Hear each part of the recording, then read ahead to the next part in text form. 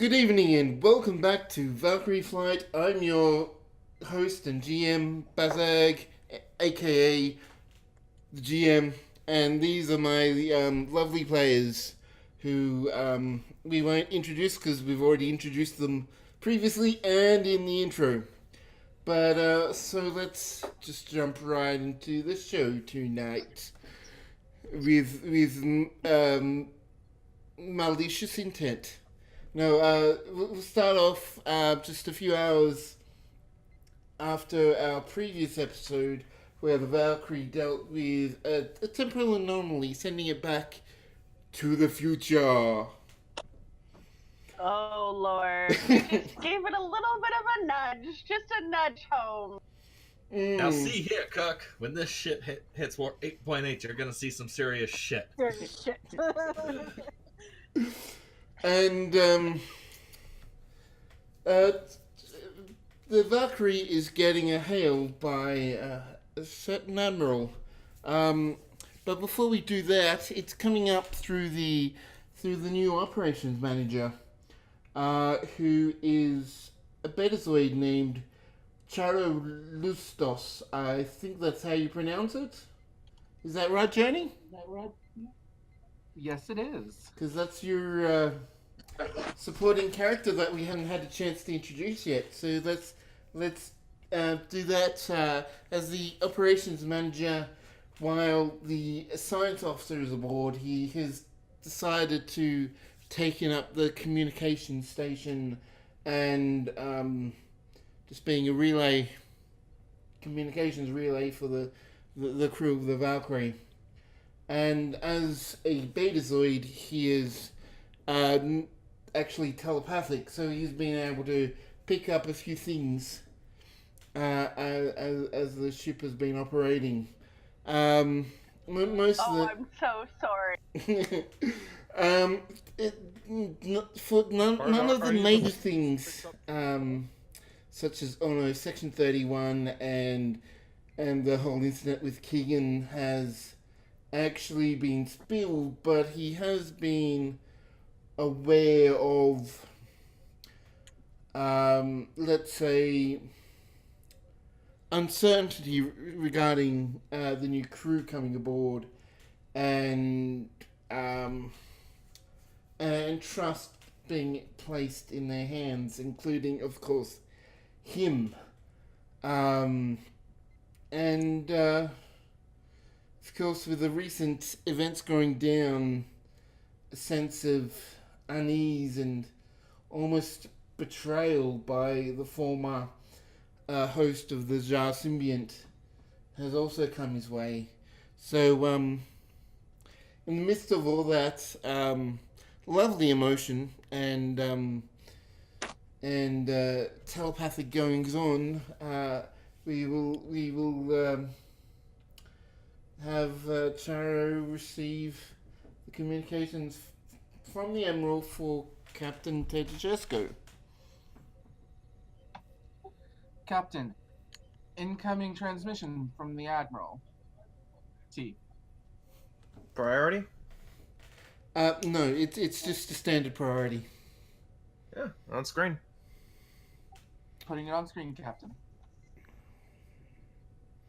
So you appear, the Admiral,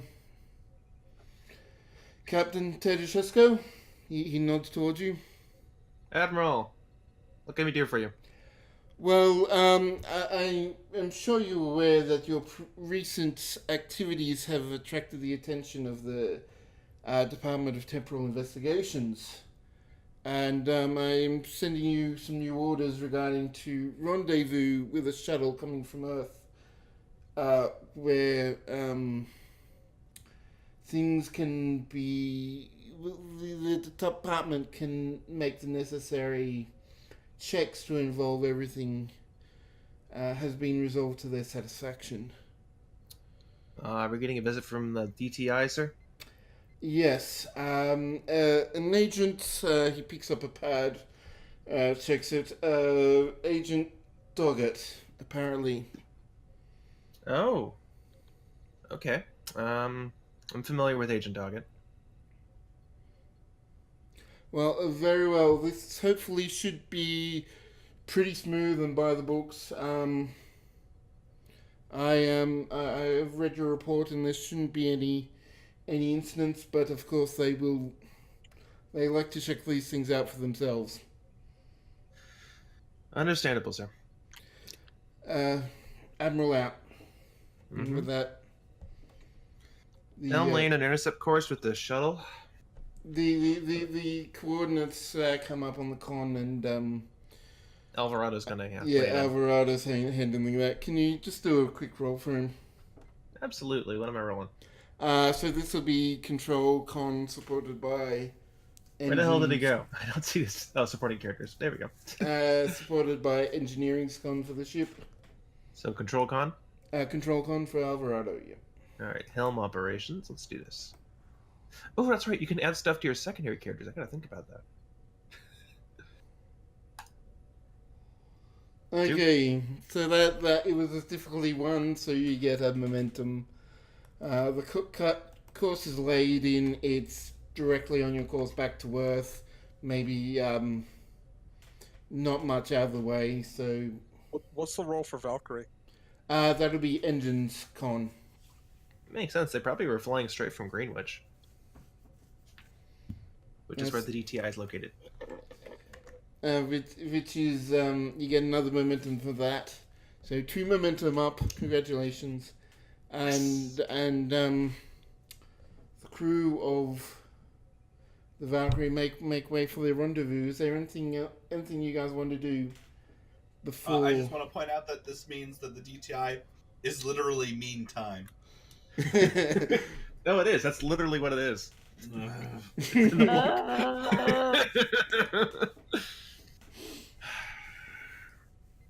So, is there anything you guys want to do in the meantime? Actually, there is a counseling session that I believe that Lieutenant Commander Inzaka had scheduled with Lieutenant Lorin. Saying it was scheduled is a bit of an overstatement. It was mandated. It was mandated. It was voluntary, quote unquote. He was volunteered or voluntold. You got volunteered for it. Y'all can't keep avoiding me. It's the reason I'm here. I built this ship. I know where to hide.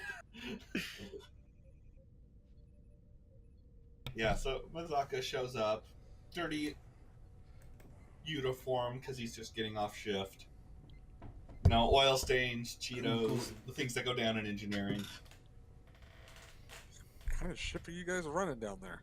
One with moonshine. Apparently. Oh hell yes! You haven't had. I forgot to put in your conference meeting today, unfortunately. So I'll have to just use a ready room that'll be used for temporary purposes. Yep, that works. That's fine. Lieutenant. Commander, come on in. Mazaka just sits down. Kind of looks a bit ragged. So, can we just get this over with? Well, that depends on you. Do you want to make this quick and painless, or do you want to drag it on? Something tells me it's going to be both. You seem tired. How are you sleeping? I'm sleeping just fine. I just have a lot of work to do.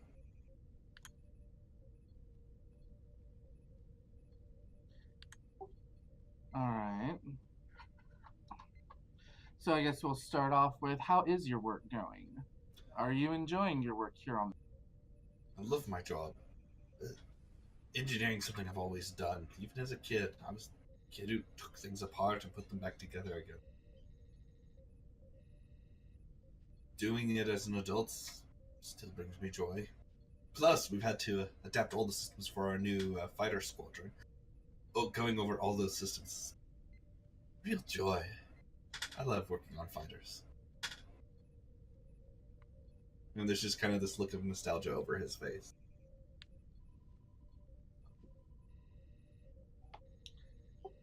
That's good to know. So I take it all the inclusion of the fighter squadron into the ship has gone well then?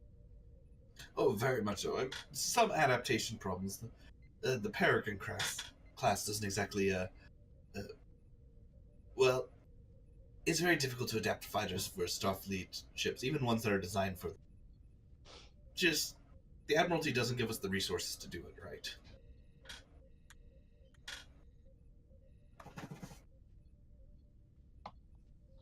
Alright, and what about your staff? How's your staff been handling all of these, putting in the fighters and everything?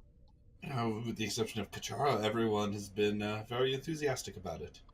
As for Kacharo, let's just say that's probably your area of expertise and not mine to deal with.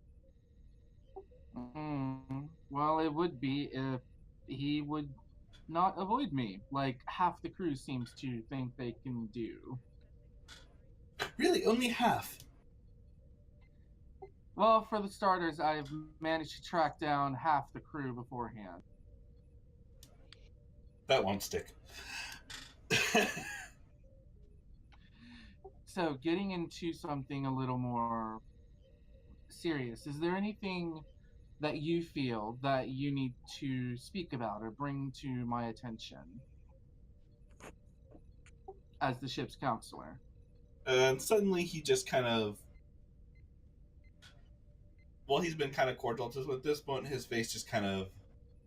Well, if we were in the other campaign, this would be Logan going stone face. And him going, no. And just looking you right in the eyes.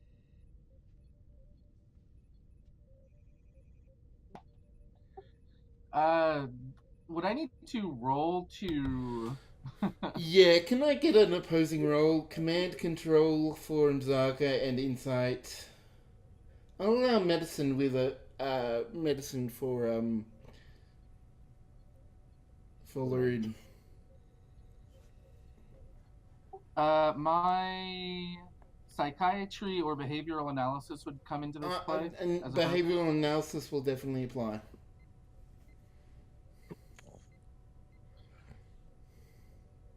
Alright.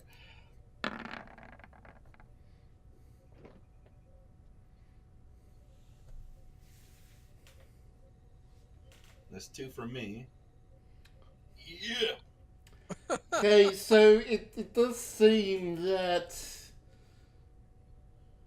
there is... It was very quick, but you don't know if that... You haven't really had the chance to know Mzaka really well yet. So you don't know if that's just Mzaka or if he's purposely trying to hide anything.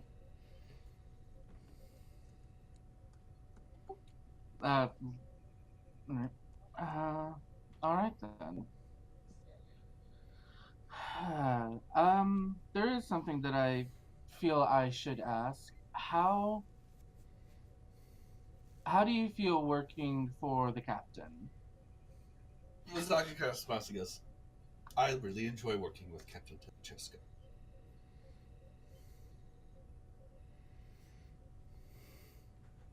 And that's all he says, and just keeps staring at you. This is the worst. This is a game of manlier than thou. It's what happens when 2 cats get together and talk about their feelings.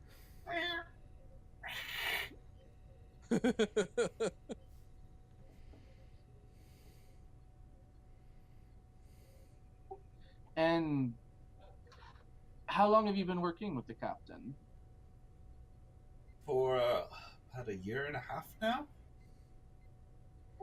And in the entire year and a half, you've never had one point where the captain's made you frustrated or has done something to evoke an emotional response from you? I get the feeling I'm going to have to make a roll for this. Mazaka just goes, "He's Ted. He annoys people. It happens," and just that's it.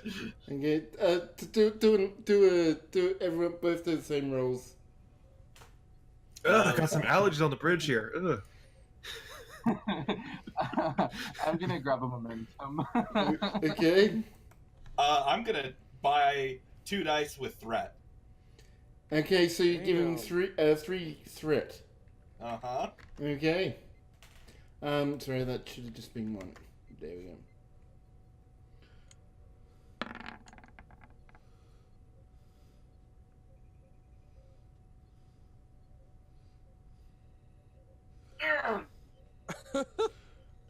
Okay, so there is definitely more than he's letting on. There is, I mean, Ted is definitely annoying, but there is more to it than that. So, the entire year and a half, he annoyed you, but not to any great standards of having any kind of emotional response to the captain. And Loren is just going to look at you. Mazaka is gonna go, "I didn't say he annoyed me for that year and a half. I simply said that there are occasions where Ted can be annoying. Personally, I find his personality very refreshing."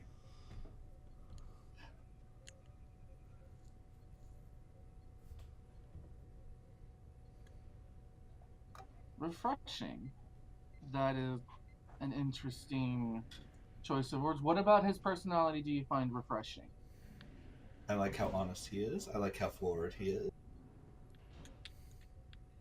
You don't have to go through the bullshit with him.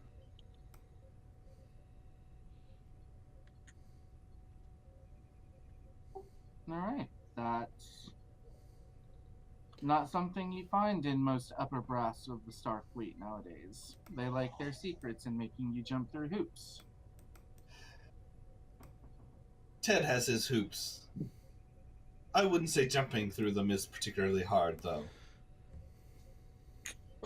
And he's doing that with a little bit of sass. Okay, can you give me another Mazaka's insight? like, I enjoy serving under this captain. Can you, give me another insight, medicine? And over and sometimes side to side. This will be just a straight, say, difficulty 2.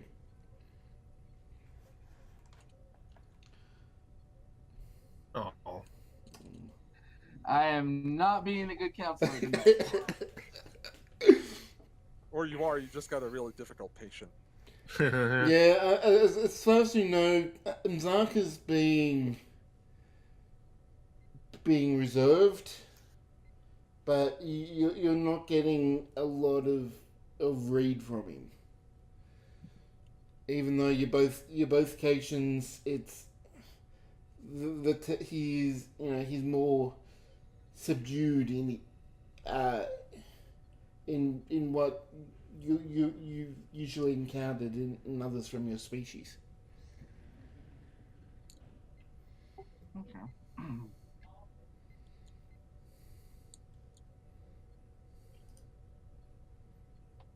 So, when I first met you, Lieutenant Commander, you and the captain were partaking in a holodeck simulation. We do it every couple of days a week.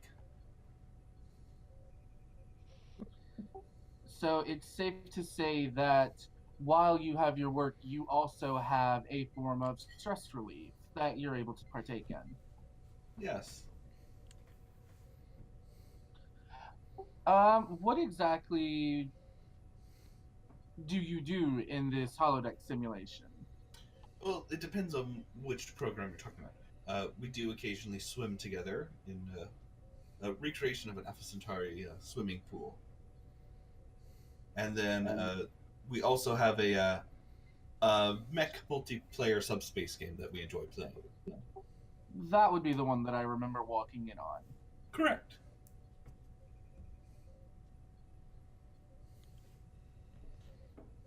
It is good stress relief, and the captain is a good person to engage in stress relief with.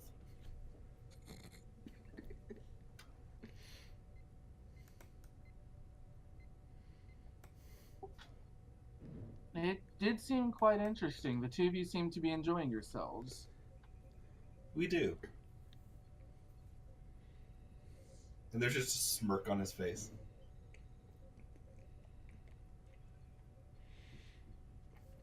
I'll give you one last insight and medicine roll on this.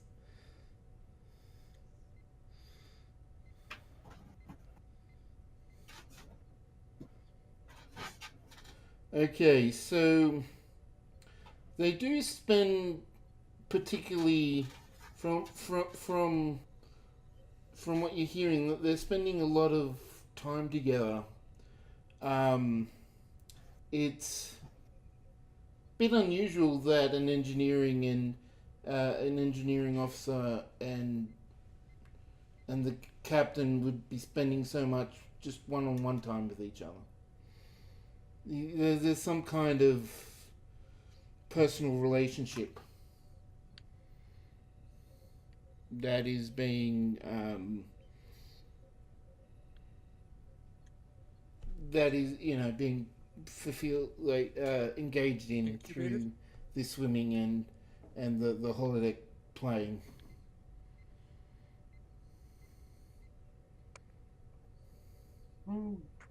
Loren's just going to make a small note on a data pad. Lieutenant Commander, you spend time with the captain on the holodeck. You have your stress relief. Do you make friends easily among the rest of the crew? I would say easily enough. I like most of the crew. Commander Rokeson and I have a long-standing friendship, even the captain. I find Lieutenant Commander Zhar to be a very welcome science officer. I get along very well with Dr. Zhar, especially after recent events that made our bond closer. That's good to hear. Everyone needs a support network on the ship. On any ship they're on, it's always something that those who are in command often forget that they need. And it's good to see that you haven't forgotten that. I can't. I've worked with many of these people for a year and a half. In the case of Rokeson, we were both part of the original senior staff of this crew. You just develop close relationships with people you have to work with for a long period of time. I would suppose that anyone who has worked on a Starfleet vessel for a long period of time would understand that, wouldn't they, Counselor?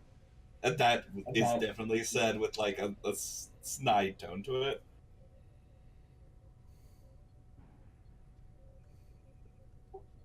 Yes. Yes, it would, Lieutenant Commander. I think for now that if you're amenable, we can set up to have a regular session every week after your duty hours. If you feel that is necessary. I find especially with command staff that, yes, it's normally very necessary for them to at least have at least one point of their day of a week where they can sit down and just communicate and not have to worry about the words they say or how they say them. Very well. Say Mondays, just to get it out of the way. Mm-hmm. All right, Mondays it is. Thank you. And Mazaka gets up and walks out and doesn't shake Loren's hand. Nor did Loren get up out of his chair to offer his hand.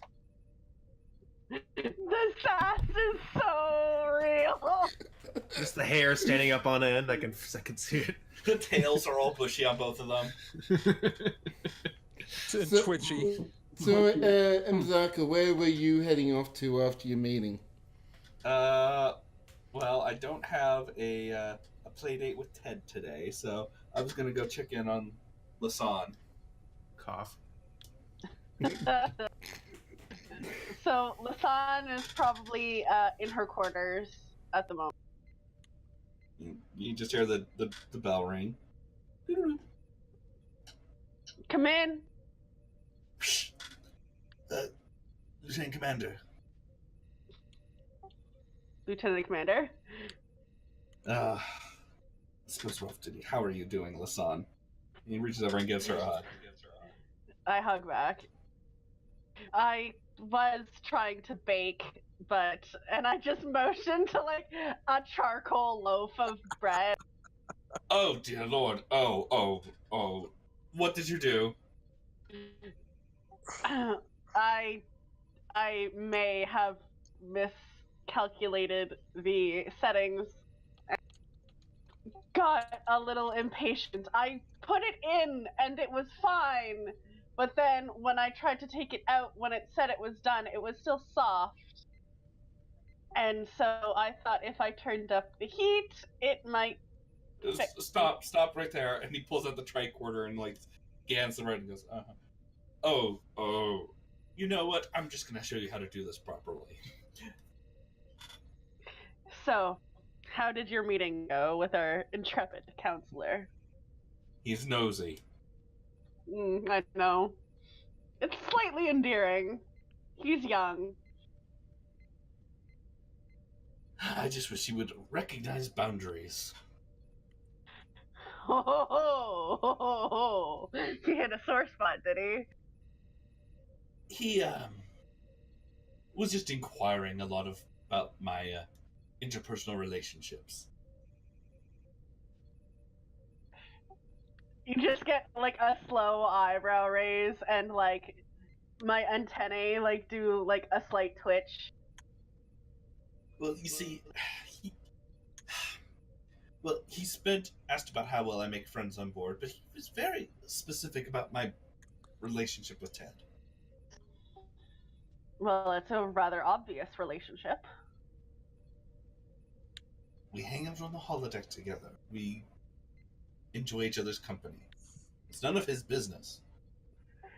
It isn't. It isn't anyone's business what you do with the captain. Just perhaps he's concerned for your well-being in the sense that often when officers serve together and spend lots of time together, develop however it's going. Well, you know what? To be blunt, when he came on board, he didn't really seem to mind so much. I mean, the nerve of that man, honestly, sometimes, and he's just starting to ramble and you're seeing him like put like an inappropriate amount of yeast into the new piece of bread. Masaka, that's too much. I know that's too much yeast. He shouldn't even bother. And he's just rambling and ranting and beating the dough, and I think that's the eating the dough. Yeah. Just awkward shoulder pat and side hug as he's ranting. Wait for the stress vomit. That should kick in about 3 seconds here. Hairballs. and finally he just stops and goes, "Am I being crazy? I'm not being crazy, am I?" While he's holding like a spatula in one hand.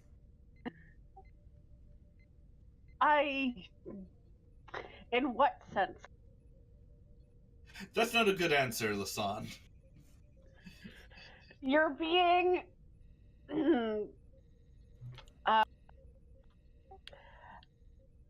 I would say concerned is a good word. I'm being jealous, is what you're saying. What did he do to piss you off so much? When he came on board, he and the captain started, Yes. Well, you know that I'm probably the worst judge of relationships and what's the word many people monogamy. Well, in my defense, I'm not particularly good at it either. I don't know. You've been doing quite well from the small amounts of. Look, I'm blind and I can see the eyes that you make it, Ted. Thank you for that. Thank you. I really needed that. And I want that to be the end of the scene because I feel like that's just the perfect place to end it. Alright, so is there any other scenes? I believe the captain and Dr. Zhar had one. Actually, yeah. Yes. All right. So there's actually going to be a ringing on Kalani's door. Quarters or office? Probably quarters or wherever they are right now. Quarters. We'll say quarters. Okay. She opens the door and she says, "Come in." All right. There's Ted. He's actually in off-duty wear, which means he's probably in a nice button-up and whatever jeans he's got these days. Captain. Oh, just Ted right now. Ted. How you doing, Kalani? How you doing? Been better. Yeah, I kind of figured. And you see, he holds up a tequila bottle and 2 glasses. You drink? Do I ever? Fantastic. So, cut to about 5 minutes later, where the bottle's already half empty.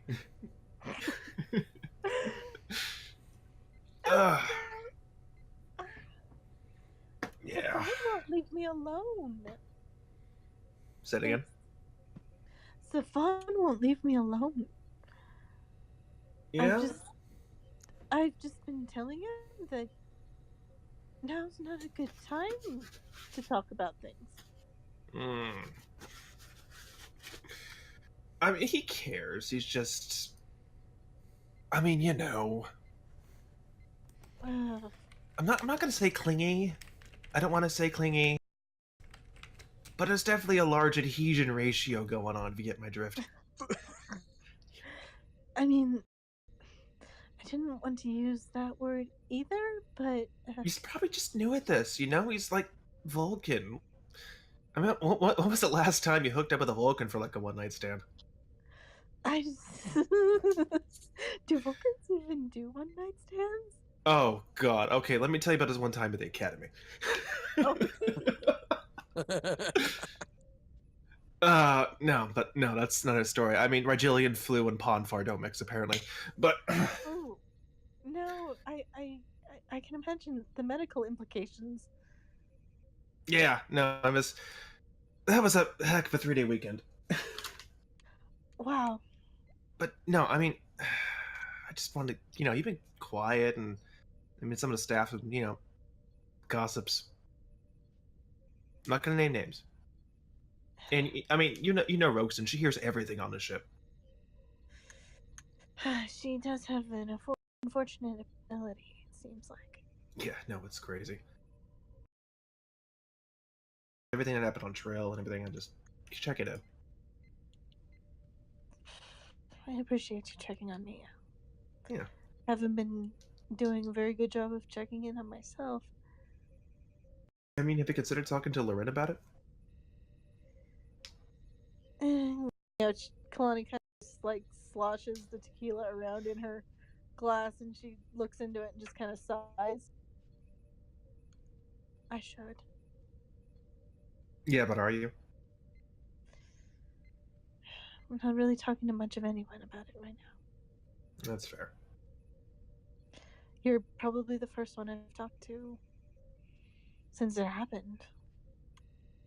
And it took this. She holds up her glass. Oh yeah, that's why I bought it. This is my second favorite lubricant. What's the first one? Do I want Oh, Ask the Vulcan. Oh, no, but can you believe it? Ask Section 31. I mean, oh. No, but have I ever told you about Agent Doggett? I mean, we're Yeah. getting someone from DTI to come and, do the standard interview and stuff. Yeah, no, I don't think She so. was she was actually kind of my mentor back then, and I kind of got really pissy at her last time we talked. Well, that's awkward.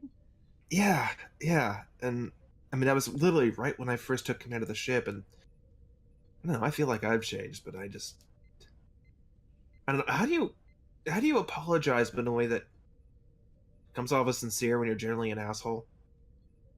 Like unfuck you or something? I don't know. No, you just have to. You have to say it without any conditions. No buts, no ifs, no ands. Just, I'm sorry. I was XYZ, and that was not okay.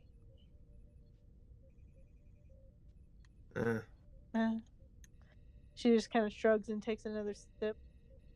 Ted takes a sip as well.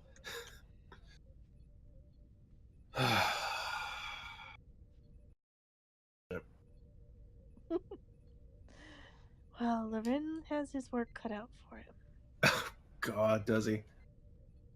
He was Have starting you gone to see Loren? Ted takes a sip. That's enough. You know, as your physician, I can order you. I think you're a little too inebriated for that right now, Doctor. To practice medicine, probably, but to know when something's needed,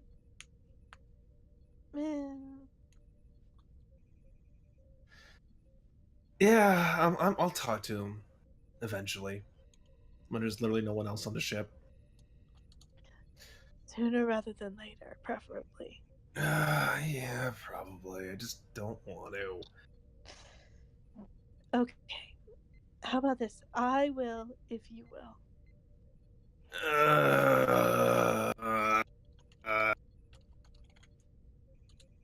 Fine. And she just holds out her glass. Yeah, we do a toast. To the Valkyrie. Biggest ships of fuck-ups this side of the quadrant. I wouldn't go that far. But we are a bunch of characters. Oh boy. And that's probably a good place to end that scene. Alrighty then. So assuming no one has any other plans, any other things they wanted to get done, the hours pass, everything goes smoothly. The Valkyrie arrives at the rendezvous location. The DTI shuttle, which is actually a Danube class runabout, the USS Starling, is in sensor range. It hasn't quite arrived yet, but it's about 10 minutes away.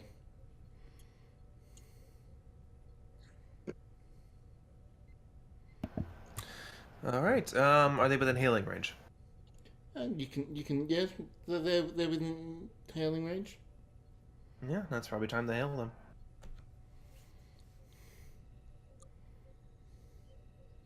Alrighty. Comms, open a channel.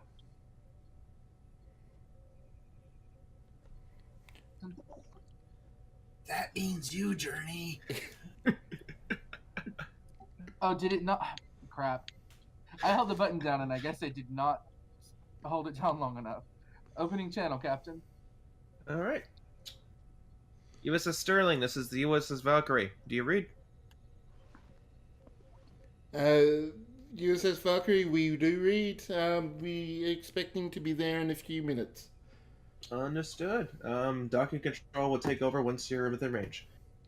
Acknowledge. Sterling out. So once all the protocols in place, they come in and land within the Valkyrie shuttle bay. I'm meeting them personally because they're DTI. Yeah, who else is there to meet? Rogeson and also basically Rogueson and Mzaka, because he's second officer. All right. And probably Safan, because he's security. Yes. All right. The four of the crew are there as Agent Doggett steps down from the shuttlecraft just after the door is opened, and she smiles briefly and nods. Well, if we could just get right to it, I believe you have sensor readings of a temporal anomaly in progress. Is that correct? Not so much in progress anymore. I can direct you over to my science team. We'll be giving you a full prognosis. Let's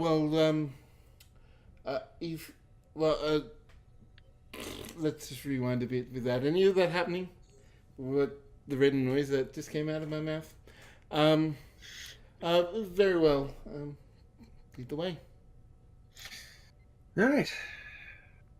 And assuming when we're all in turbolift, so treating you well over there, Greenwich? Well, it's a bit awkward. She responds politely, but doesn't really particularly elaborate. Hurts a little bit.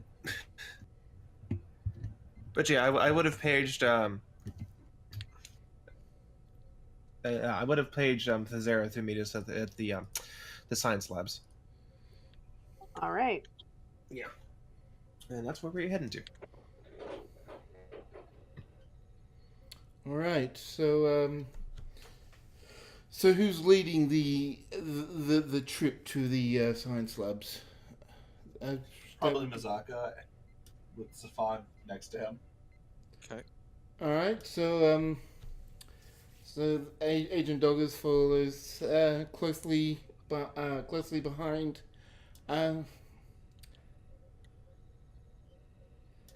Captain, if you have anything else you need to do, don't feel the need to. You're welcome to continue on with whatever duties you have to perform. Oh. Okay. Give me an insight command. Yeah, I was supposed to suggest. Alrighty. Let's see. I'm assuming I don't have any focuses that apply. I'll double check, but I don't think so. Yeah, none of them are really social except for diplomacy and command presence, but none of them are reading people. Yeah, no. Anyone mind if I take that one momentum for? This will just be a difficulty 1. Oh, never mind then. Well, you can still take it. Worst that happens is we don't get it back, but you will. Okay, sure. So you're taking the momentum? Yes. Okay. We're cautious. Roll. I'm gonna re-roll that one of the zeros. Yep. Never mind that. Okay, so she doesn't. It's not that she's taken umbrage, but she basically still feels that she how to put it, that Ted sucks. No, it's just that if Ted was pretty clear in how he reacted last time they met, and she would prefer to not cause Ted any more problem by requiring him to be around if he doesn't want to be.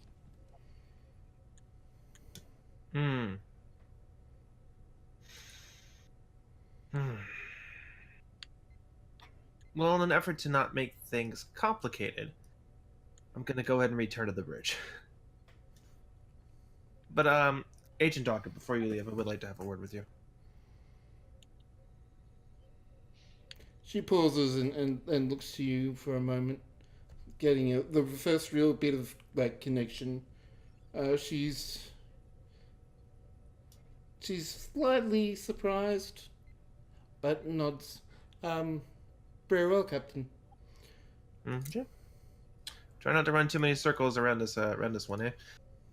Eighth is Earth. And he's gonna turn and leave. You just get like a confused like head tilt at that like what? As he's walking away, you just hear, she's versed in temporal physics. She could run circles around me.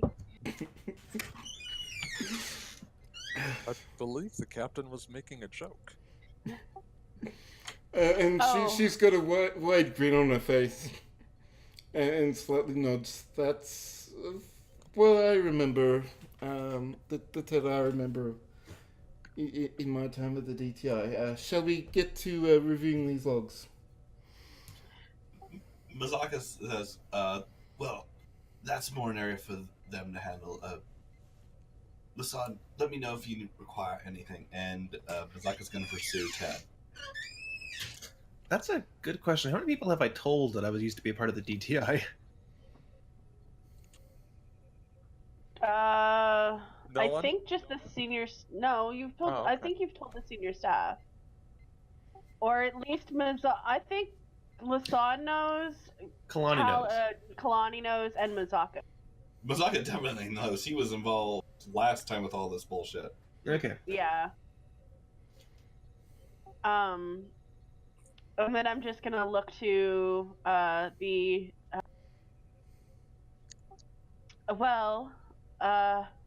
Here's the overview of everything that happened, and I start like pushing a stack of pads towards her. Yeah, she picks it up and browses, just silently nodding as she browses through, reading the like. You can tell she is like imagining this scenario play out just from reading the sense logs directly. And we managed to capture, or recreate some of the event through holographic rendering. It's a little bit rough. Well, if you would please show me. And I will pull up on the table just a rough kind of rundown of how the anomaly looked and how we kind of pushed it back. It's very rough because this is done by a person who has no expertise in holographic. It was very much like drag and drop assets. It's got the watermark still in it. It's like a starter foundry mission in Star Trek Online. It's called the Unreal Engine starter, textures. Look, an attempt was made. It communicated the things that need to be communicated. Thank you.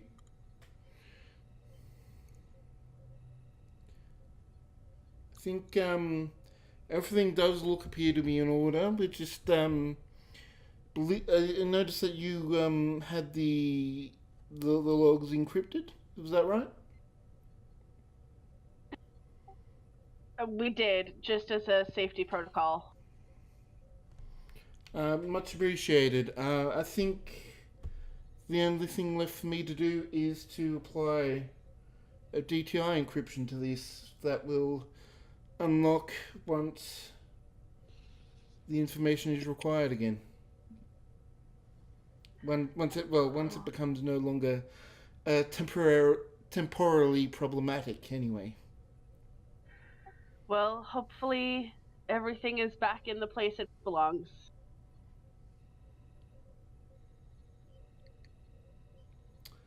Well, we'll see. Do you have any other questions or concerns? No, everything appears to be fully in order. I don't think. Actually, I could use the chief engineer to just check if anything's attempted to access this log information unauthorizedly. Has anything attempted to unauthorized access this? So Mazaka had actually left like a pad with all that information that he I gave will- to Lasan when he turned around and walked away. I will pass that over to her. Oh, okay. She wants, she goes over it and, she doesn't particularly find anything. The program that you had for Section 31, doesn't like, sort of fabricated the temporal, so it didn't directly read the log information. It sort of estimated what it would likely be like. So there wasn't any read access by that, and there doesn't appear to be any other unauthorized access either. So she goes, well, that's the only other question that I had. I'll just finish up my work here, then we'll see what happens afterwards. Thank you. Before you leave, may I have a moment? Yes, sure. She looks a bit quizzical, wondering. I'm admittedly interested in temporal physics and phenomena simply because they're strange and, well, stellar phenomena are fascinating. I'm attempting to calibrate a sensor to detect any sort of temporal anomaly in our vicinity. Do you know if doing that would be kosher? Well, there are publicly available sources for doing that. Just merely detecting the presence of temporal anomalies would not be problematic. The utilizing and manipulating existing ones, and essentially the breaking of the temporal prime directive, in which you would be interfering with the past or gaining information from the future, that would very much be frowned on. But simply detecting the presence of such anomalies, that shouldn't be a problem. All right. Well, I will do my best not to step on any toes. If you do have any particular questions, then please do get in contact with the DTI at Greenwich. You can directly ask for me if you need. Thank you, Agent. She just smiles and nods. I believe the computer core is which way? I direct her where to go. Okay, and she. I can actually escort her there if she doesn't object. If she doesn't object, thank you for the assistance, Commander. Of course, if you'll follow me. And Savan and Agent Doggett start heading the way.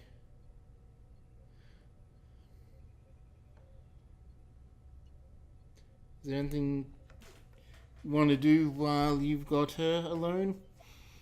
No, I'll just escort her to the computer core. All right.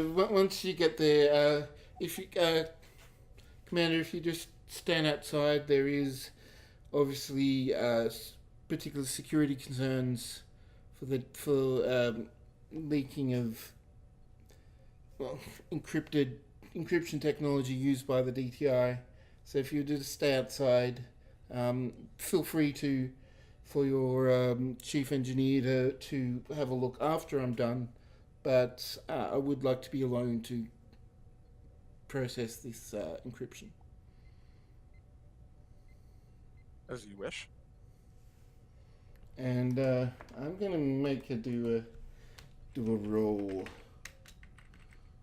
She is going to.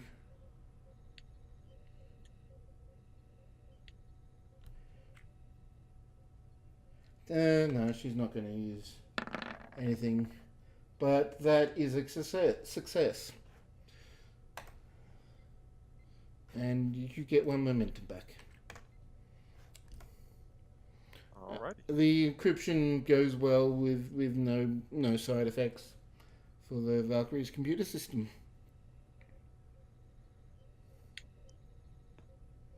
I believe I am done, Commander. Yeah, I believe the captain wanted to speak with me, so if you would also escort me to the bridge, I would appreciate that. Of course. This way. Before we get to that scene, I'd like to have a quick scene with the captain before she arrives. All right, so are you back in the Ted? Is Ted back in his ready room? I'm assuming that Mizaka's trying to chase me down. We're in the hallway. And he goes like, "Can we talk in your ready room?" So. Oh yeah, sure. Then yeah, we'll be in the ready room. So Ted follows quickly by Mizaka. No one particularly in the bridge seems to pay any attention. No. As soon as the door closes, I lock it behind us. And Commander. Captain, are you going to be okay with her on board? I know the last time she was here, you had a reaction. Yeah, those were different days for me. I was kind of an asshole. So what else is new? That's fair. No, I was just mad, and that was easy to take it out on her. Okay. Well, listen, if you need someone to take it out on, I'm here, and we have a mech holo program. Mm-hmm. And assuming you haven't drank through all that tequila, we have that too. You might have to replicate some more tequila. Alright. And he pauses for a moment, and then he just gives Ted a hug, and then walks out. Okay, Return it. as Mizaka is like halfway through the bridge, well, no, that actually would be well and truly, that scene would be well and truly done by the time Safan and the agent come up to the bridge. She would press the button on the door, would alert you that there's people outside. Come in. And there's Safan and Agent Doggett. May I come in? Absolutely, come in. Thank you, Commander.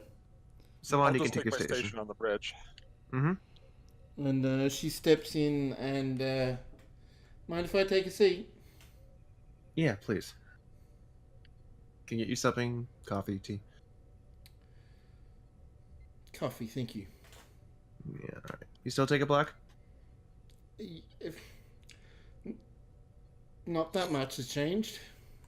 Mm-hmm. Replicate a coffee and set it down for her. I just, well, on the advice of some people I trust very much, I just wanted to apologize personally to you. Because the last time we spoke, I was kind of a douche. She at that point laughs. I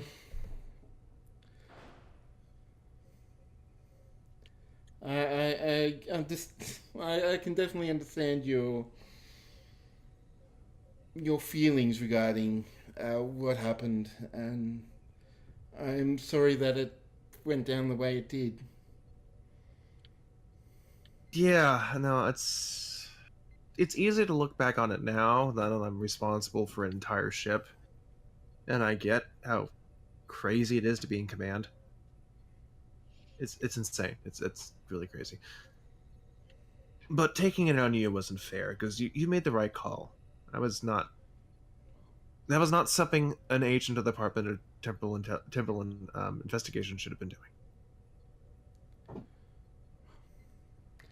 And that is what we call progress. I'm glad to hear you say that. Yeah. I did miss you. Yeah, I missed you too. It's having to do everything by myself kind of sucked. Yeah, Although these are actually really bright people. I mean, you saw the sun and Roxanne, my XO. She's like sharp as a whip. The fact that your chief engineer was already with the information, I can tell that these are some fine Starfleet officers you've got. Yeah. There was one other thing I wanted to talk to you about. She just... Mm-hmm. I know at times, the DTI has always had issues with foreign espionage, because obviously anything related to time travel that other governments are going to want to get their hands on. Has there been any issues about that with our government? As in, Federation intelligence? Something to that effect. Although not exactly open about it. Okay, I'm going to see if she picks up what you're laying down. Oops, I accidentally cut that. Not on that one. Can Ted actually do an assist on this one? Like, can Can he do the yeah? Can he do his race's equivalent of the eyebrow waggle? I have eyebrows. Okay, The up nod, the chin tilt. this is going to be a difficulty. This is going to be a difficulty one for her, because you were actually this would be a difficulty 0. Oh no! But Well, that's okay. She still didn't make it. yeah, she So I don't quite get what you're saying there.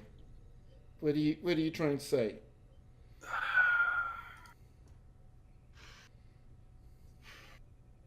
Just She looks concerned. just be careful out there.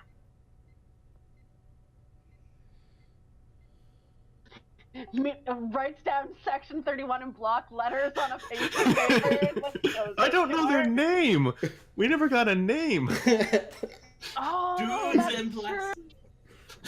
Yeah, that's Yeah, no, just if you see anyone, I mean, granted, you're wearing black, but if you see anyone with kind of wearing black, kind of like a spy, and if they have really, really advanced holodeck technology, you may want to inform somebody. Her face sort of turns black, like not blank, but like strained a bit. You can tell that she's pretty much finally picked up what you're trying to say. The department is aware of such personnel, but they have never tried to dabble in time before. Well, just because you don't know that they haven't tried doesn't mean that they haven't been.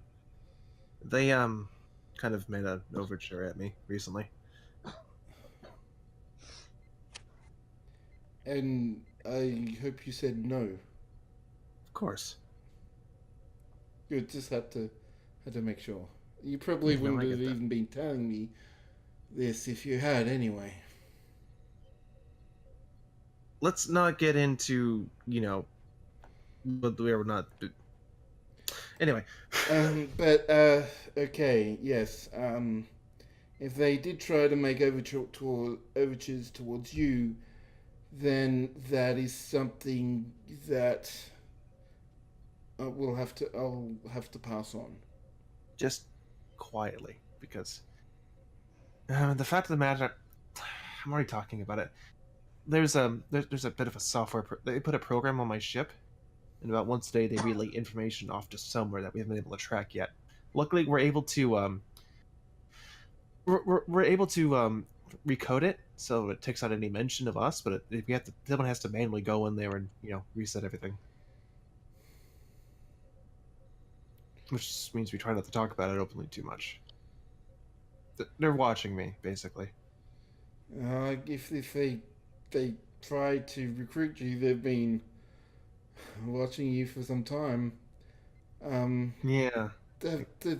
What do you know about them? Well, it's when they're on duty, I guess, or showing the flag. They have black uniforms. Incredibly advanced holographic technology, like to the point where I got wounded and I felt it, and then as soon as they dropped the hologram, it was nothing. They're willing to go to just about any length to recruit somebody, and they're very good at keeping themselves quiet. I spoke to David, Captain Sungwo of the USS Amazon, and he didn't have any information. So you don't know their name, what they're called? No. I probably shouldn't tell you this, but they are known as Section 31. We've known of their existence within the department for a long time. Wait. Section 31, hold up. Can I do a roll to see if I recognize that term? Yeah, do a reason command. All right.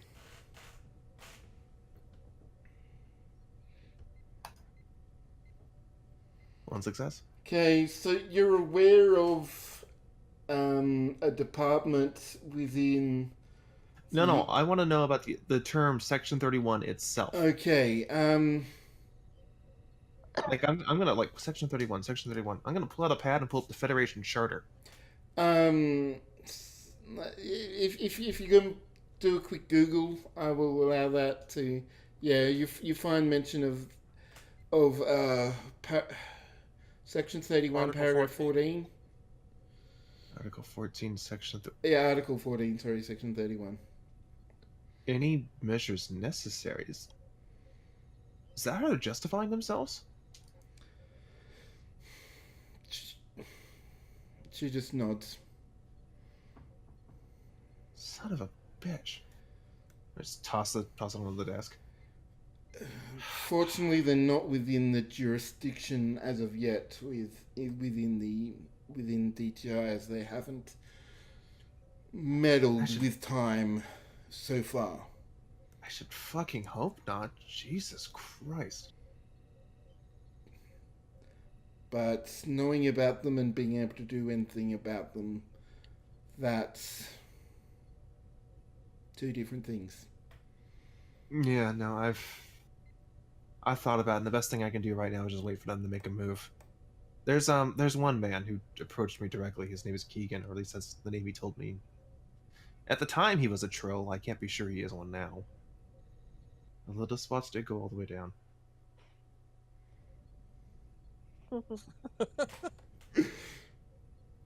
Anyway, I appreciate the information. Yeah. Thank you. Yeah, if anything happens and you can't get your superiors, myself or Captain Sungwoo of the Amazon, he's at least someone in the know. Very well. Yeah. Well, so you're heading back to Earth? Yeah, actually, we're on route. You can go ahead and take the runabout. We're actually quite a bit faster if you want us to give you a lift. Well, since you're going there anyway, if that's all right with you, it would be agreeable to borrow a Vulcan term to stay. Yeah, no problem. We can sit you up with the guest room. We have plenty on board this ship. Alright, well, I guess I'll be seeing you around, Captain. Mm-hmm. You can just call me Ted. I've known each other long enough. Very well, Ted. All right. And Good to see you, Mark. she smiles a generally warm smile and also goes in for a hug. All right, I'll hug back.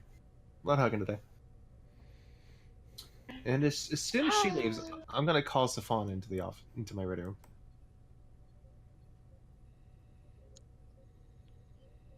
Yes, Captain. 2 things. I spoke about them again, so you're gonna have to talk to Mzaka and have that program wiped again. Very And well. we have a name. Section 31. So just for As in clarification, Article 14, Section 31 of the Starfleet Charter. just for a quick clarification to interrupt, the program uses your official Starfleet logs to create a simulation of what happened. It's not a direct recording of what you do.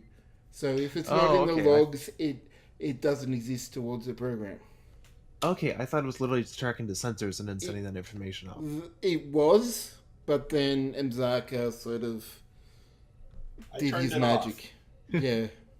Okay, then yeah, no, at that point I'm just gonna say yeah. Okay. We have a name, spread it around to everyone who knows. Very well, Captain. On that subject, what's your opinion on Lieutenant Loren? I have not yet met the lieutenant for a counseling session, so any feedback I could give would be extremely limited. I think you should. Like, Lieutenant Loren only came on board after we learned about Section 31. I'm not saying we're paranoid, but trust but verify. Very well. Thanks. And yeah, no, good. As you were. As you wish, Captain. And I'll walk out.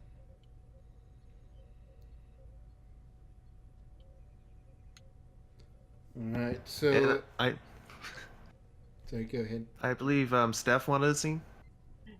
Just very brief. Yeah, sure. I'm still on the bridge, or at least I'm in my radio. All right. I will. Boop. Come in, Walk in. Commander. Anything I can help you with? Captain, if I just may have a moment of your. Certainly. I was just working on the paper, actually. Well, I made sure that your agent has all of the necessary.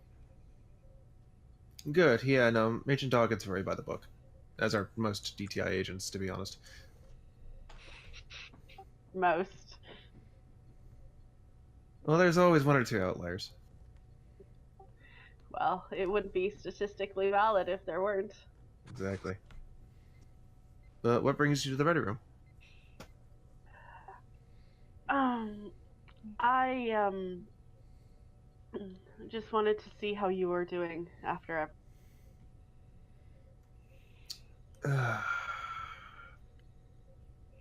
Trail was a hell of a thing, wasn't it? Yeah. And then time dilations and a secret boogeyman.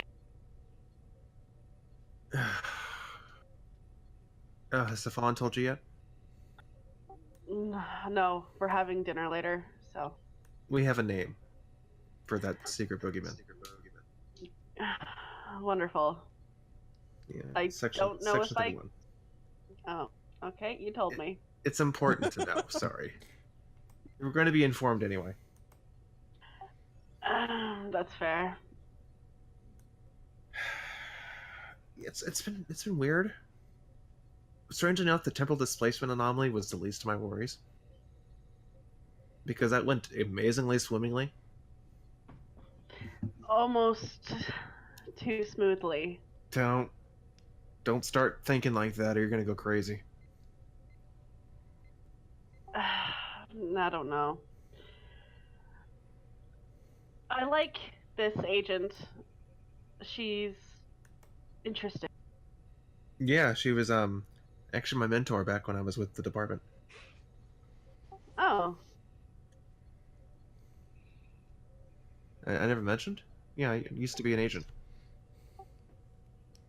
I think you may have briefly mentioned. I just didn't know that she was your mentor. No, yeah, no, she's a good person. Quarter Vulcan, you know. Mhm. I think she actually grew up mostly on Vulcan, but I mean, you know, she doesn't really. She's not Vulcan-ish. If you get my drift. No. But that's all right. I actually came to tell you two things. One, I'm going to start looking into detecting temporal anomalies because apparently that is now a thing I need to be concerned about. And also that, well, and I'm going to push a pad towards Ted. I recently consolidated a bunch of my old scientific data that I used when I was in the Andorian forces into, well, I just made a compilation of it, and a lot of it is about using planetary orbit and stellar phenomena in battle. I thought you might want to look it over. I'm also making a copy for Safan, but with all of this talk of the Dominion, I thought you might be interested in reading it. No, definitely, that was good thinking. You just wow, there's a lot here. Holy, scrolling. Wow. Okay. There was one time when we rigged up an empty shuttle to, well, it went into a Type 3 stellar, well, it doesn't really matter. But in the end, it kind of exploded and took out a large section of Cardassian fleet. So Wait, that is, wait. Was that over? Was that over at the Baktua sector, or the Baktua system? yeah. Oh my god, I was part of the cleanup on that one. I was on the U.S. Tiberius at the time. Yeah. That was nuts. How the hell did you get that kind of payload from a shuttle? We overclocked the warp drive and sent it at warp 3, heading straight into the collapsing phenomenon. Holy crap! I'm gonna have to read about that one. It was well, I didn't expect quite a reaction. It was very reactive, certainly. Yeah, well, Cardassians didn't expect it either. well, the ADF sees a lot of their resources as expendable, so a shuttle was just another thing to throw at them. I mean, you gotta do what you gotta once. When it's wartime.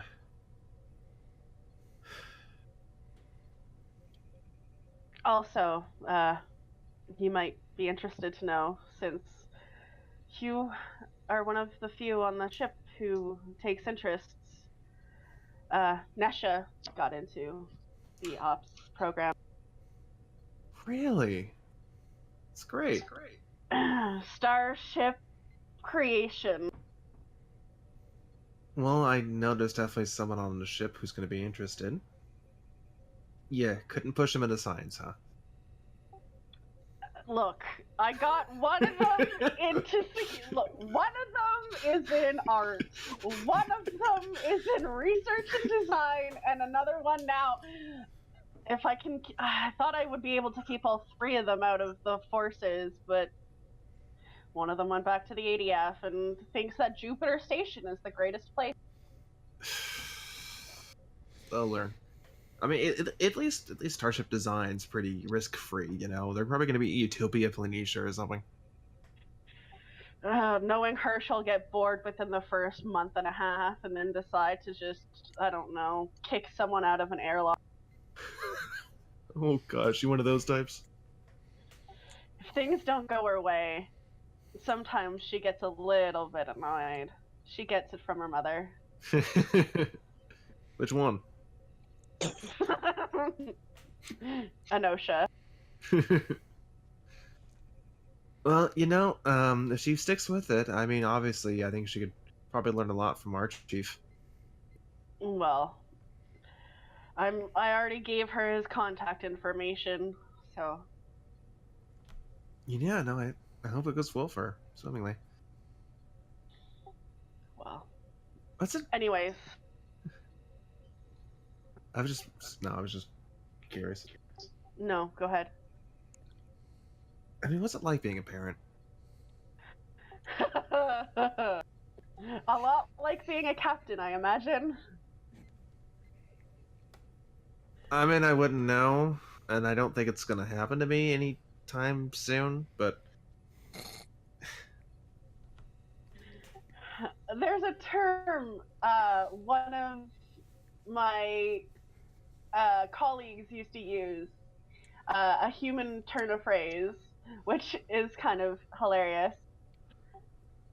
She said it was like herding cats.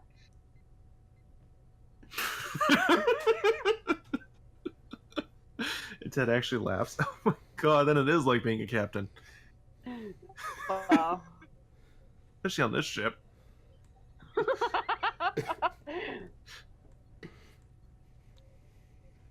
Well, to be honest, it's one of the more fulfilling, I could say, duties in the universe.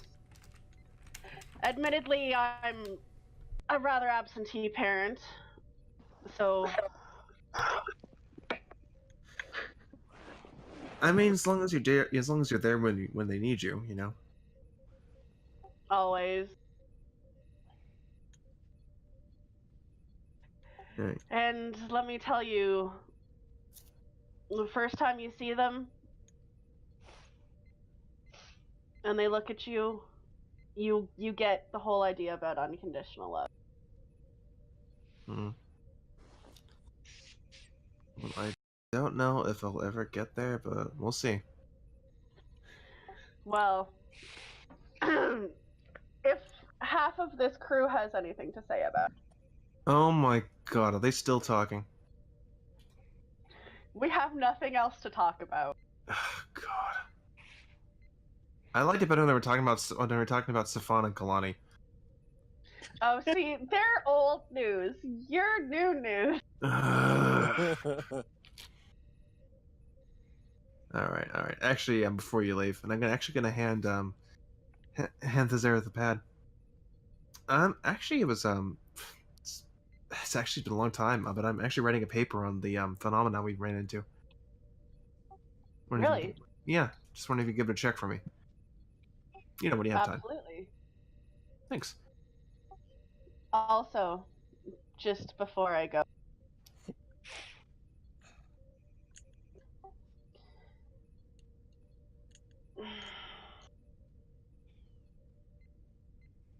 don't blame yourself for the things that other people make you do.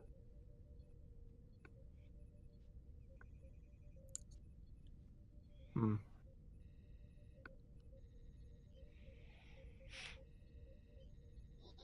Also, hurry the fuck up. Okay? Get out. Get out. Thank you for your time, Commander. I know what it's like as I walk out of the door. Thank you for your time. Please leave. So, just as the doors to the ready room open, the last part of the exchange is heard. Like comes out onto the bridge, and And I'm just laughing. Jesus. So you're making good way towards Earth, and you get another call from the same admiral. This time it is priority. Priority, what level? It's directly. It's not particularly high. It's just directed to you as a. Well, if that's the case, I'll take it to my ready room.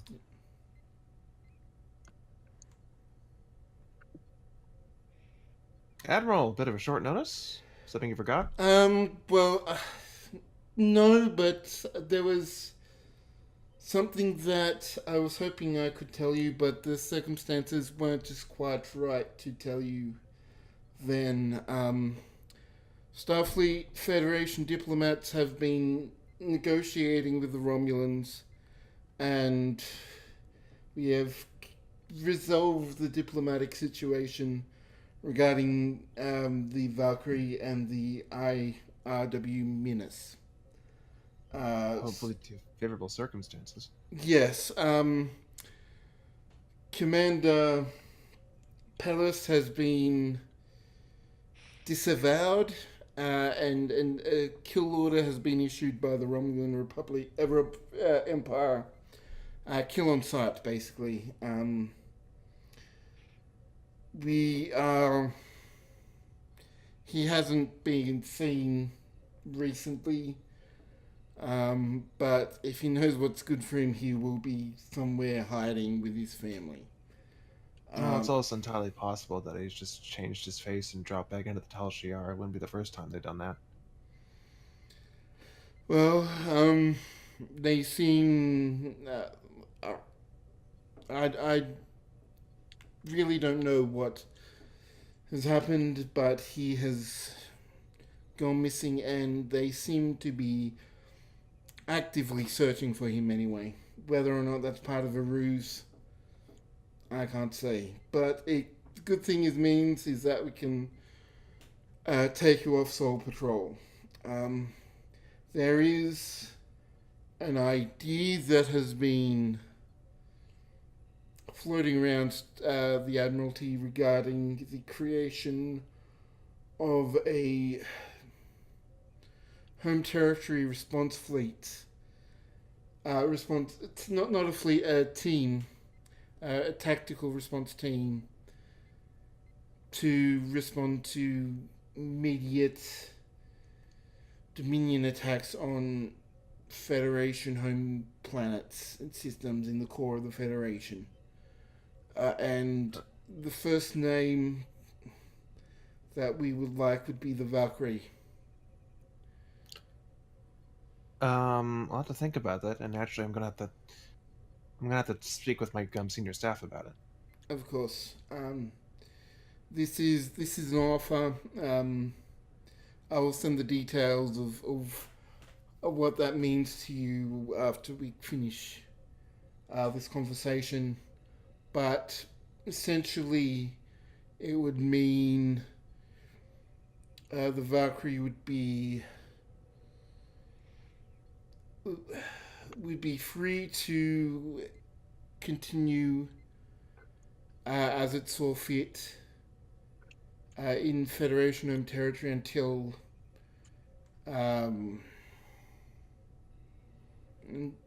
it was determined that an attack or found a presence was detected on a world, and then you would be the Federation's internal defenses to prevent the Dominion from jumping behind our lines. I could see the necessity of it. There is, I know there's already been some chafing among the senior staff about us turning into a warship rather than a scientific vessel. Well, the Valkyrie would obviously be free to continue whatever science it could find, but it would need to respond should anything, as we say, hit the fan. Yeah. Like I said, I'm going to discuss it, of course, with my senior staff first before you come to a decision. He pauses for a moment and looks off the side. Excuse me, I'll have to have to pause. Something's just come up.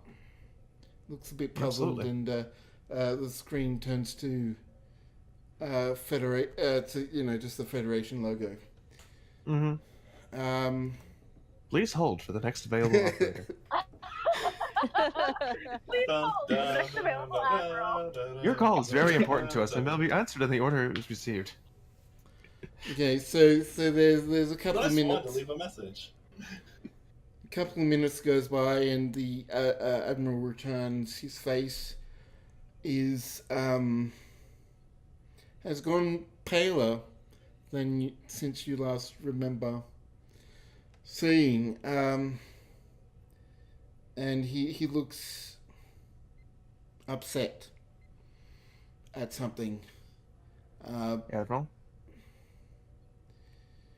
He takes a deep breath, trying to put together words into a sentence. We have just received from a long-range buoy scans of a Borg cube has appeared in Federation space. It has destroyed a colony and now appears to be heading for Sol. I have just watched some footage from this long-range sensor about the destruction of this world, and so for now we are recalling all ships to Sol for the defense of the Federation. Detailed plans will be made available shortly, but for now we just need you back. I will be making another few of these calls shortly, but if you have any questions, now's the time to ask. Just send me all the data you have. Sending now. So you receive a large data packet, including the sensor logs from the buoy regarding the colony Ivor Prime. Let's change maps. First thing I'm going to do is contact the bridge and tell them to increase our speed to maximum warp to return to Sol. Okay. Second thing I'm doing is call a senior staff meeting. Okay, so this is the sensor logs from Ivor Prime. Planet systems seems perfectly. There's a small amount of traffic in the system, but within moments, a Borg cube appears. It approaches. Sorry, I just need to fiddle with. There we go. Fiddle with layers. It approaches Ivor Prime, and the planet is just destroyed. The whole planet. Well, it is. It's not exploded, but whatever energy beam the Borg used did they probably just cut the colony off of the planet. Yeah, pretty much blew the colony off the planet. I mean, cut it off with their tractor beams. Yeah. It had a cutting beam and then basically tracted the cut colony into the cube, and then it started to leave the system. Tracking information shows is a perfect line from the Ivor Prime system to Sol. So when I call the senior staff meeting, Ted is a lot less jovial than he was, like, even minutes ago. And I also call in our flight leader for Vineyard Squadron. Yay! Yay! Guess I should pull up her character sheet. Yeah. What does she look like? This is Caitlin Holt, call sign Timber. She is about 5'4" and kind of has like this dirty blonde hair that's up in a bun at the base of her neck, or at the base of her skull. And she's wearing a Federation uniform, like flight suit. And she's carrying herself like very, very straight. He was the last person to arrive. Mazaka, but only because he's bringing the coffee. Okay. Everyone, please take your seats. He's actually you see Ted standing next to the screen.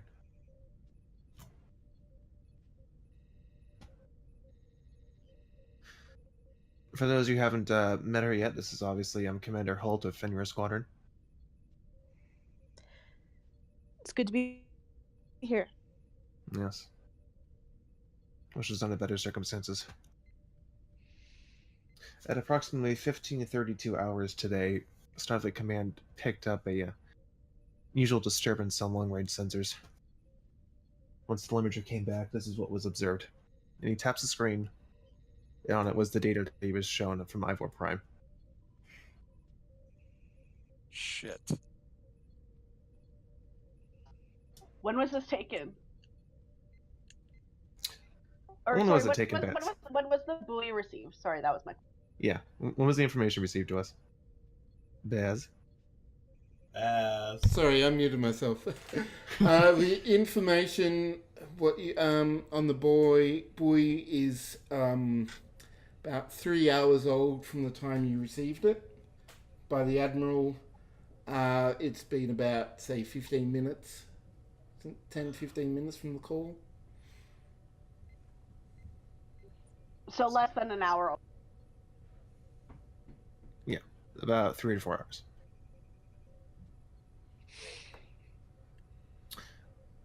Was the cube in this, was the second cube larger than the first cube? No, they're about a kilometer each. Like, the cubes are pretty much uniform in their size. Okay. Data initially suggested this is of a similar size to the cube that attacked at Wolf 359, although its capabilities obviously still remain a mystery. The entire fleet's been put on a recall notice for heading back to Sol 1 at maximum warp, or Sol 3.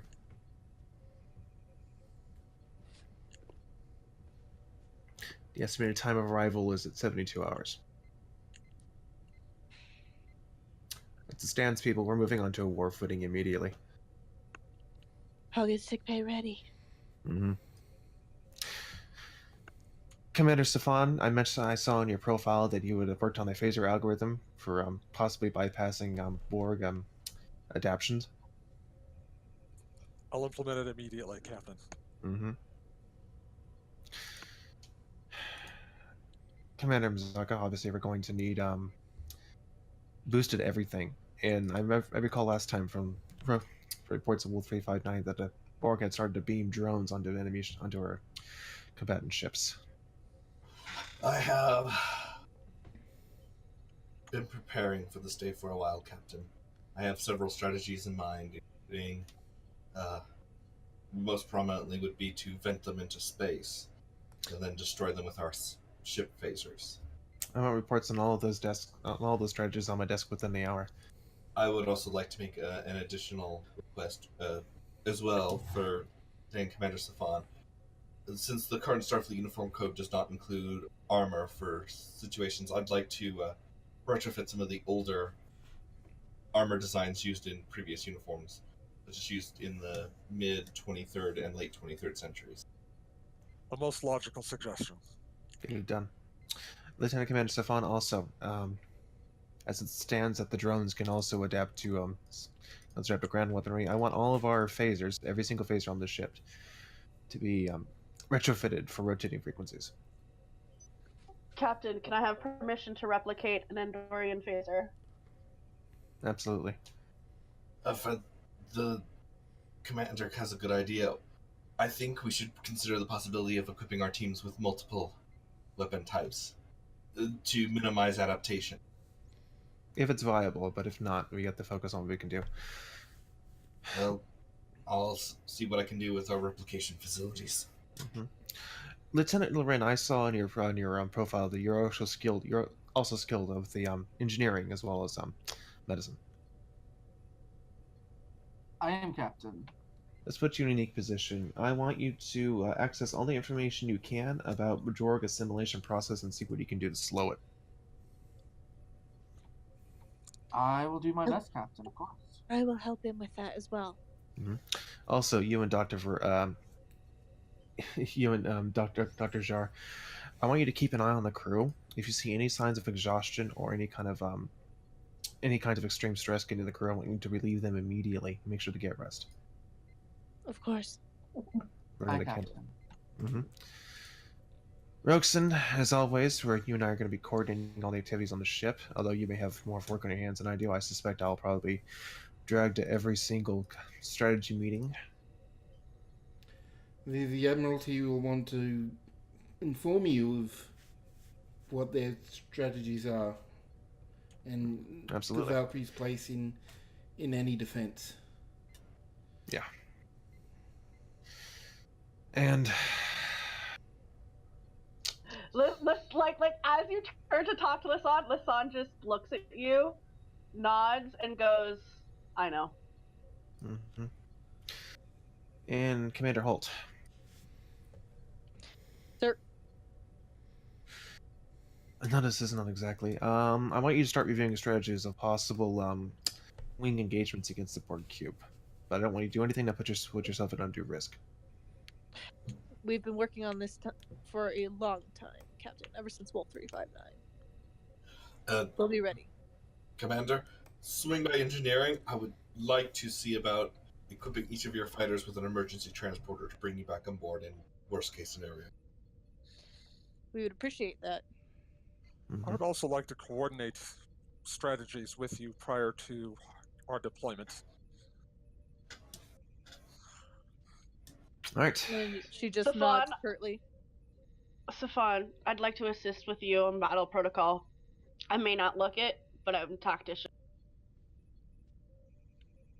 You look like a Starfleet officer. You are as capable as any other on the crew. I welcome your expertise. All right, everybody. You'll have your objectives, and you all know what's at stake. Move out.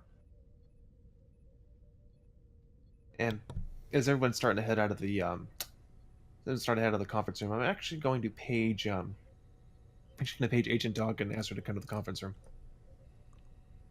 Go ahead. Oh, I was going to say, before I leave, I do suggest escalating to yellow alert.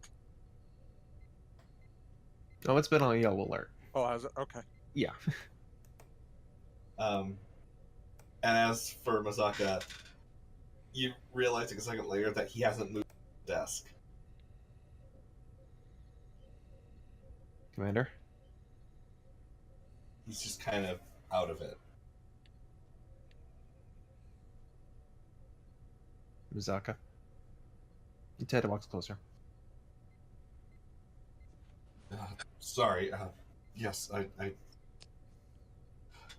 you can just tell that everything that he was talking to you about when you first came on board, and this is like a total hell for him. You gonna be able to do this? It's not a matter of being able; it's a matter of must. Yeah, but I need to know if you're able to do it. I'll do it, Captain. All right. and All right. just walks out. And I'm gonna wait for Agent Dogger to show up. Alright, so after that, you call. She responds and replies, I'm on my way. And she, a few minutes later, appears within the conference room. Monica, I assume you got the news. I am aware of what's going on. I'm gonna have to place you in an unfortunate position. I have an idea, and I think it may very well save multiple members of my crew, but it's gonna ask quite a bit from you in the department. I want access to the vault on Charon.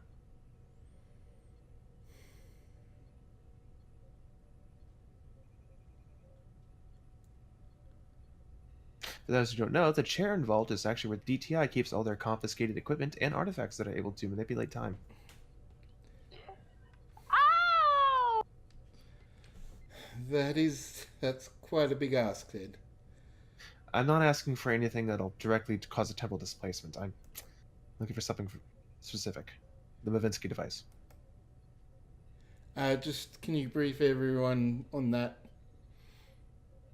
Okay, about 40 years ago, Dr. Nikolai Mavinsky found this device on a planet in the Alpha Quadrants.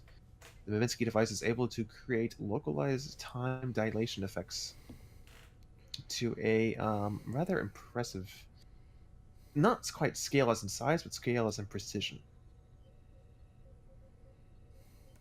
The device, of course, was of course confiscated by DTI once the report was made. I don't know if they will listen, but I will ask. I'm not looking to keep it.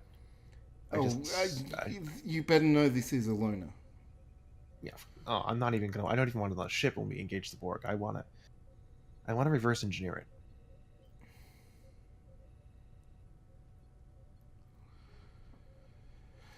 I will.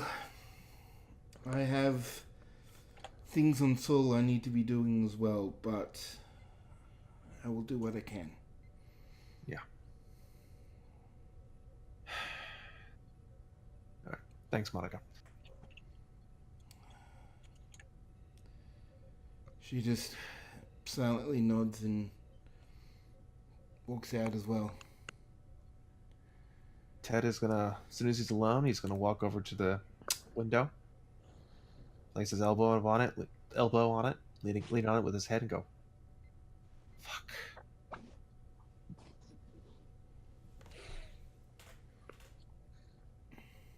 And that'll be it for that scene.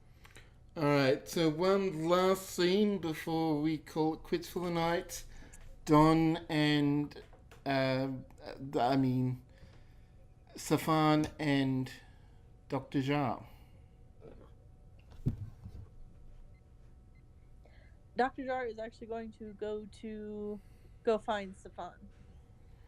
He was probably at a tactical station working on implementing the phaser protocols.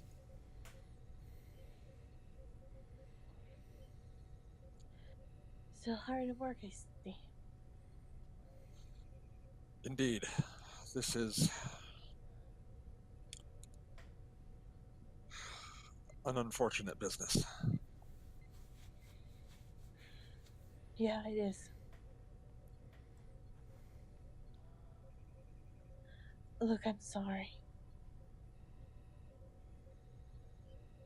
Do not need to apologize. You have not offended me.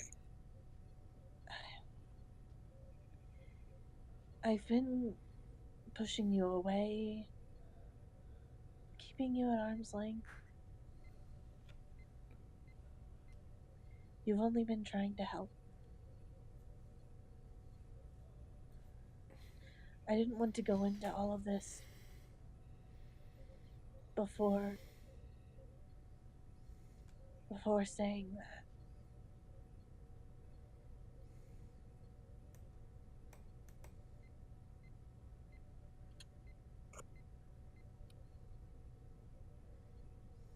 Are you all right, Kalani? I'm holding up. That's as good as I can hope for. It is as good as any of us can hope for under the circumstances. Indeed. I had a colleague who was on one of the ships lost at Wolf 359. One of the reasons I designed the algorithm I am working on now was in the hopes of preventing needless death at Borg hands. And she just nods and kind of puts her hand over Safan's. He just touches hers.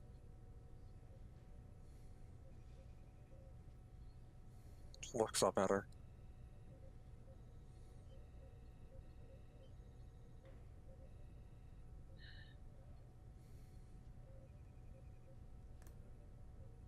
I just wish we had more time.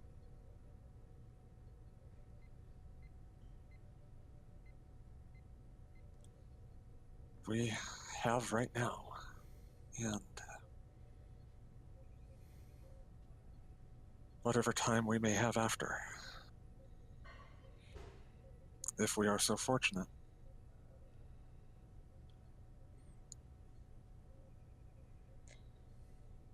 I admit I am not good at providing words of comfort. You don't need to be.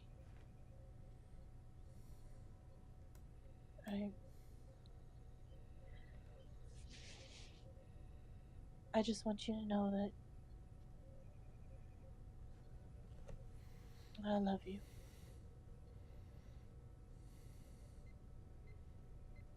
I love you too, Kalani.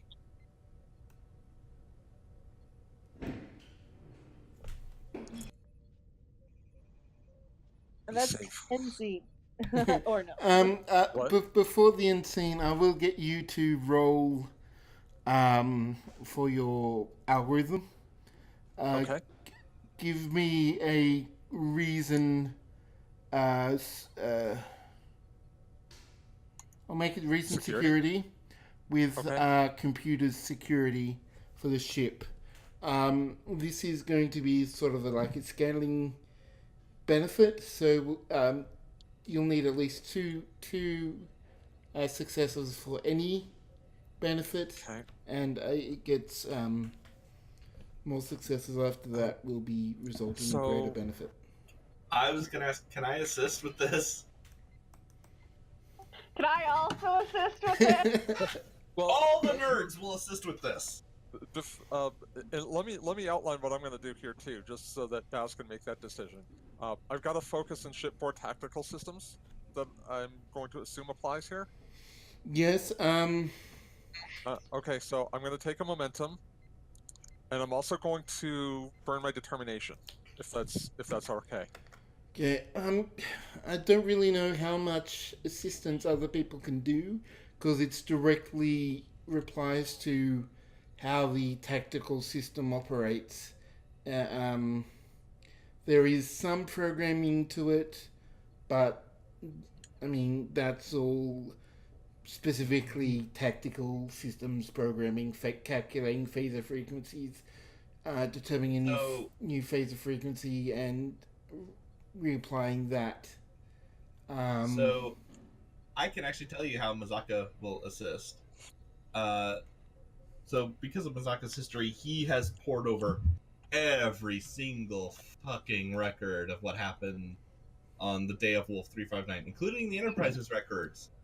And one of the things that's in there is that a young acting Ensign Crusher was developing a chip to automatically remodulate the phasers.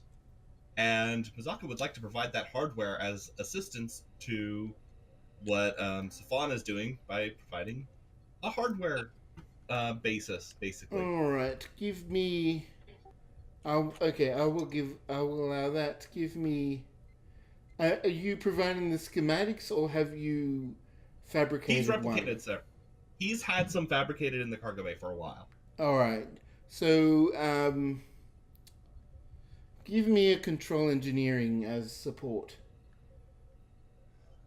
And I also know how the sun will help, but I will wait till this is.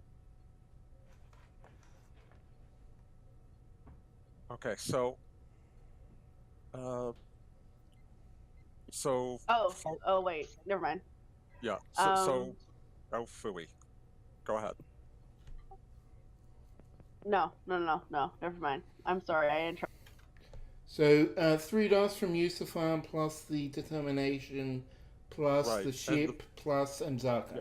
That's about Okay. as much as I'm going to allow on this roll. I think that's fair.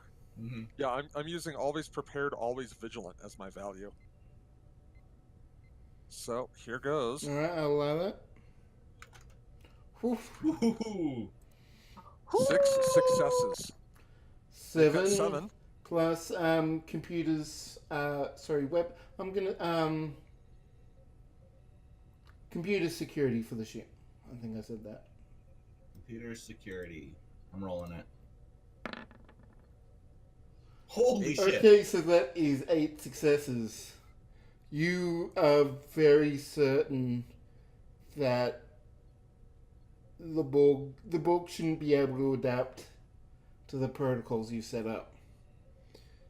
You've ensured they're sufficiently random that they can't predict what the frequency should be next, and you're as certain as you can be that you've got this squared away. It's not quite the Janeway protocol, but it's close. But well, nothing's quite the Janeway protocol. But you as far as you said, in every phaser shot should be a different, unpredictable frequency. Nice. Very. Extremely. So, and that's where we're gonna have to leave it for this episode. So, join us next week as the crew deal with the Borg. We'll see how it goes. Dun dun dun.